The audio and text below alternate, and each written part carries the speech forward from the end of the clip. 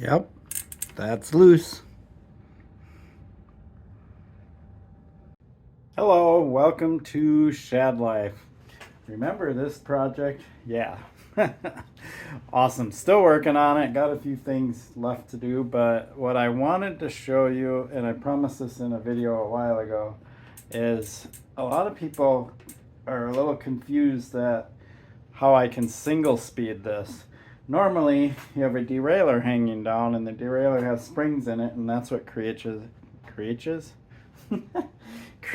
I'll just leave that in because that's just creates tension on the chain, right? So it doesn't flop around as much. But these dropouts are what are called slotted dropouts or adjustable dropouts, whatever you want to call them. And they're pretty neat because you can see there's a derailleur hanger here, which, you know, is nice to have if I ever want to throw gears on here, right? And it used to have gears, actually. And when I set it up as single speed, I want to take the slack out of the chain. So to do that, I need to adjust the dropout. So the wheel is still a normal through axle. So there's a through axle that goes all the way through from this side all the way to this side, and pretty normal. So if I want to take the wheel out, I undo the axle and slide it out, and the wheel comes right out. So since this doesn't have your traditional type of dropout, how in the world do you tension the chain? Well, I'm about to show you. But first of all, let's look at a frame that has a traditional slotted dropout. So if you look here at my DJ bike, you can see how a traditional slotted dropout is. So basically, you put the axle in here, and it has nuts on it, and you can slide the wheel back to get tension on the chain. Well, this doesn't have a through axle, so it's pretty straightforward. You just have the axle that slides in, a nut that holds it in place, and so on and so forth. But when you have a through axle, you can't have this system. So that's why you need a dropout that can actually move. Now, if you look close, let me adjust the lighting and get some better lighting on here, because I want to show you this little bit right here. Okay, so now you can see it better as long as I get out of the light. And you can see how there's actually a slot there. Well, this bottom bolt is what you need to loosen so the dropout can move. The top bolt, you loosen it a little bit, right? But that's mainly the pivot point of the dropout. So the dropout will just be pivoting from here, but down here it can actually move back and forth. Well, then over here, move my light around, you can see that there's a tensioner. So just like kind of almost like a traditional chain tensioner, as you tighten this, you can set the tension on your chain, and then once you get it to where you want it to be, then you crank that really tight, and then you want to also crank this one tight too. So once these are tight and this is snugged up against there, nothing's gonna move, right? And it's probably something I would want to check every once in a while, but you know, they're gonna hold. So pretty slick. The key to this is that over on this side, move my light with me, I need to make sure that I move this equally as much as I move that side, because you don't want them to be not equal, because then your wheel won't be in the frame straight. The cool thing about this is the disc, the caliper for the disc is mounted on this piece. So as I move this, the wheel and the caliper and everything all move together, so I don't have to readjust the disc brake mount like you do. There are some where you do have a slotted dropout and the brake is mounted on the frame, and then you have to reposition the brake to line up better with the rotor. Here it's all one contained system, so it's pretty slick. So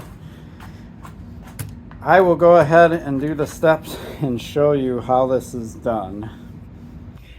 So I really only need these two tools to do this work, or just a set of Allen wrenches with all the sizes. But I like these tools, these Y wrenches made by Park. They've been my favorite tools for a very long time. Even back when I worked in a bike shop in the early 90s, or throughout most of the 90s.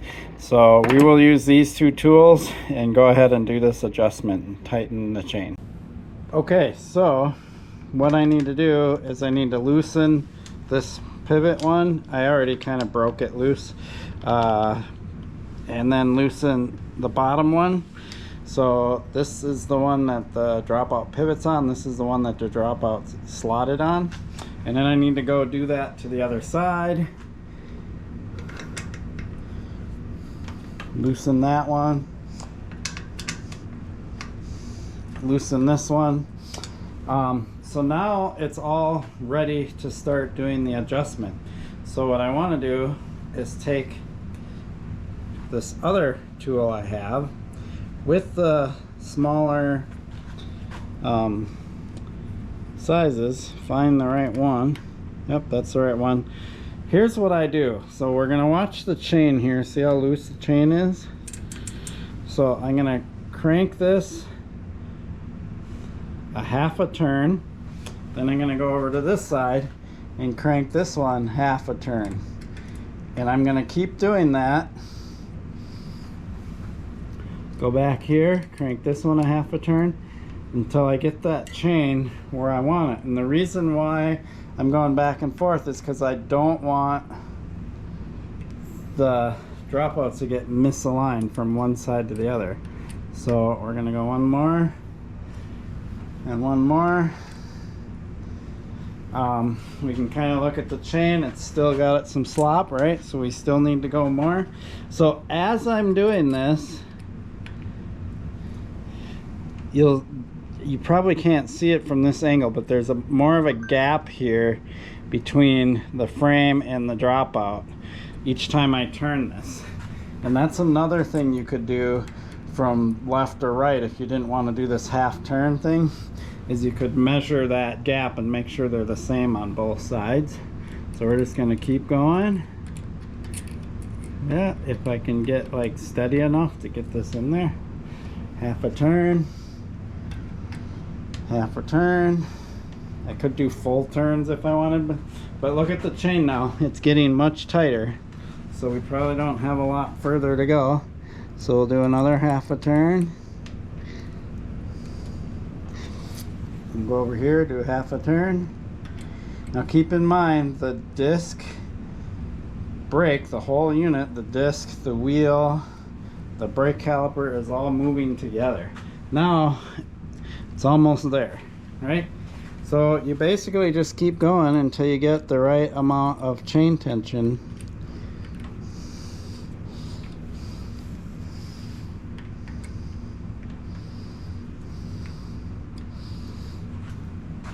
Yeah.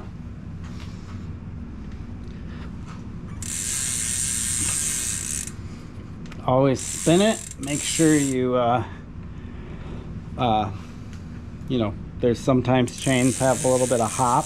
This doesn't have much hop, and the reason why is because I have super high-end stuff on here. I got a wolf tooth rear cog. I've got the race face, crankset in front, chain ring. All that stuff is pretty high precision, so you're not going to have much hop. If you have a lot of hop in your chain, usually it's because you have some lower quality components and they're just not as precise.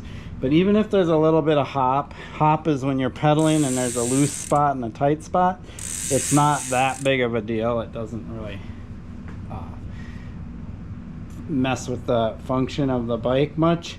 It's only if there's way too much that it's bad and your chain could come off and stuff like that. So that's essentially it right there.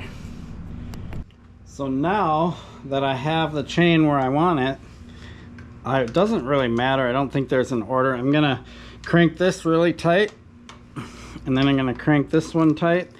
And there's probably, I'm sure Esker has some type of torque spec for that.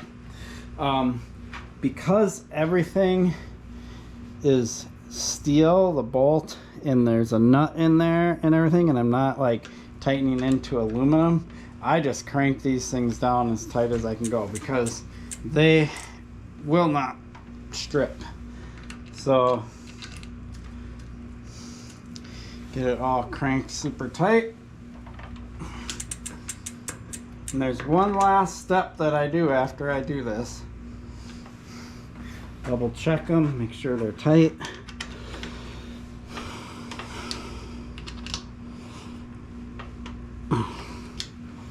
There we go. So one last step that I do is after I crank these really tight, I will, because this isn't going to move now, I will make sure this is tight up against there.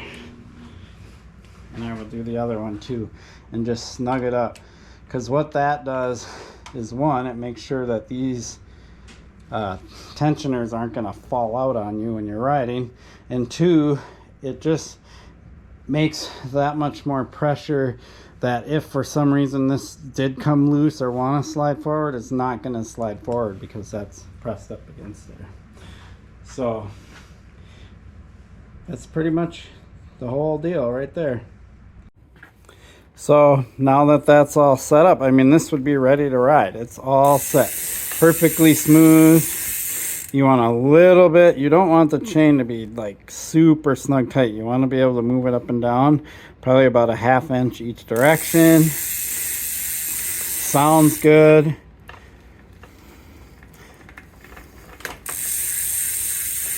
It is ready to go. So there you have it. That is how the Dropouts work on this bike. Salsa has a similar system. A couple other manufacturers do. Super cool. I love it that it's one contained unit, so I don't have to mess with the brake and things like that. Couple of other reasons why you might want to move these. If I wanted to put a 29-inch wheel in here and I wanted it a little further away from the frame or a little more space, you could change it just to lengthen the wheelbase, change the riding characteristics. There's actually quite a bit, even though I did that adjustment, there's quite a bit more this could go.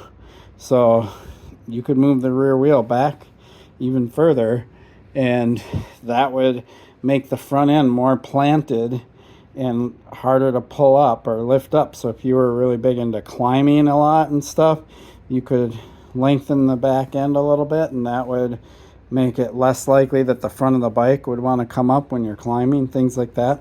I like it as far forward as possible. So this is as far forward as I can get it with a chain. If I took another link out, I wouldn't be able to get this forward enough to do it. So this is as far forward as it can go with a single speed with this gear ratio that I have. That's the other thing. If I ever change cogs, right, I'm going to need to redo this to tension the chain, things like that. So there's quite a few reasons why you might want to adjust this. The big one is for single speeding, and then the other reason would be to adjust it for different wheel sizes. So I actually think this frame, I don't know if this would fit a 29 plus wheel. It might. If you move this out, you might actually be able to put a 29, at least a 29 by 2.6. I don't know if a 2.8 or 3.0 would fit. I suppose look up the specs on the Hayduke on the Esker website. So there you go. The few things I have left to do on this bike: cut the steer, reduce the travel on the fork, and I still have the SLX lever on the front brake. I already replaced with the XT on the rear brake, but I still got to put the XT lever on the front brake. But those few things, and the fact I got this all set up back here, and this bike will be ready to go. This is one of my favorite projects I've ever done. I'm super stoked on it.